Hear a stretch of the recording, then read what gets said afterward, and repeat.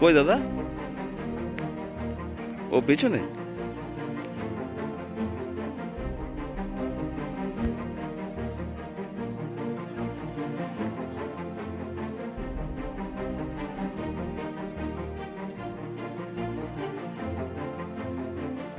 তিন বিঘে, প্রায় তিন।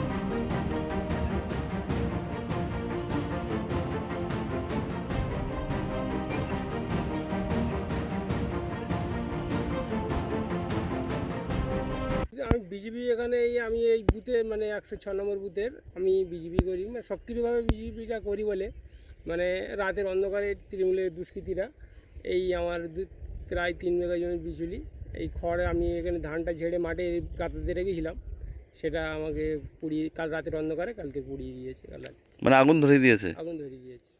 কি করে জানলেন যে আপনার মাঠে আগুন? মাঠে যখন দাদা করে জ্বলছে, যাদের বাড়ির এই ফাঁকা জায়গা, যাদের বাড়ি, তারা বাড়ি থেকে আগুনটা দেখতে পাচ্ছে।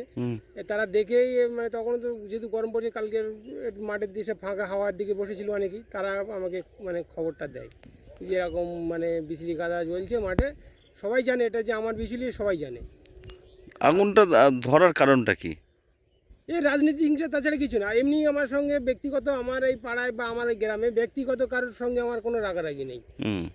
সবার সঙ্গে সম্পর্ক ভালো, সবার সঙ্গে পরিচিতি ভালো, কিন্তু এটা সম্পূর্ণ রাজনৈতিক হিংসা।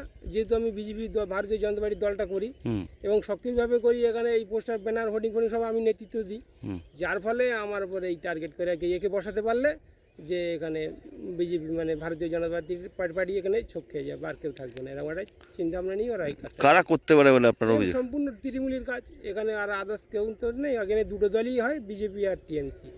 এই টিএমসিরা এটা পরিকল্পনা মাফিক এই কাজটা করেছে। এই যে ঘটনা, আপনি আপনার দলকে জানিয়েছেন? হ্যাঁ, দলকে আমি কালকেই জানিয়েছি। আর থানায়? থানায় আমি এখনো জানাইনি, তবে জানাবো। আমি অভিযোগ করবেন? অবশ্যই অভিযোগ করবো, কারণ আমার একটা এই জায়গার পরে একটা ক্ষতি হচ্ছে, সেটা তো আমি সহ্য করবো না। আপনার নাম? আমার নাম পরিতোষ মণ্ডল। আপনার পরিচয়?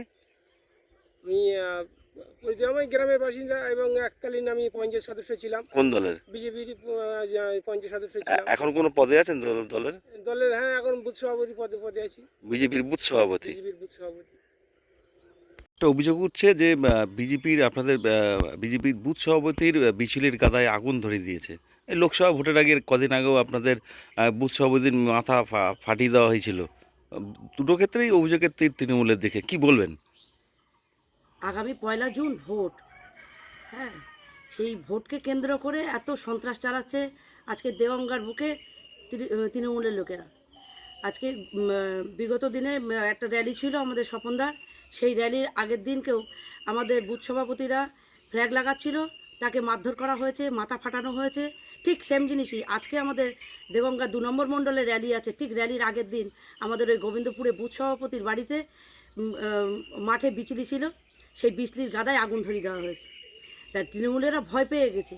আজকে বিজেপিকে এইভাবে দমিয়ে রাখা যাবে না। একের পর এক ক্ষতি করে, মানুষকে মারধর করে, খড়ের গাদায় আগুন দিয়ে ভাবছে যে বিজেপিকে দমানো যাবে। বিজেপিকে এইভাবে দমানো যাবে না। ভারতীয় জনতা পার্টির লোকরা এইভাবে ভয়ও পায় না, আগামী দিন তাদের সঙ্গে লড়বে। আপনার নাম আর পরিচয়? দীপিকা চ্যাটার্জি, দেগঙ্গা বিধানসভার কনভেনর।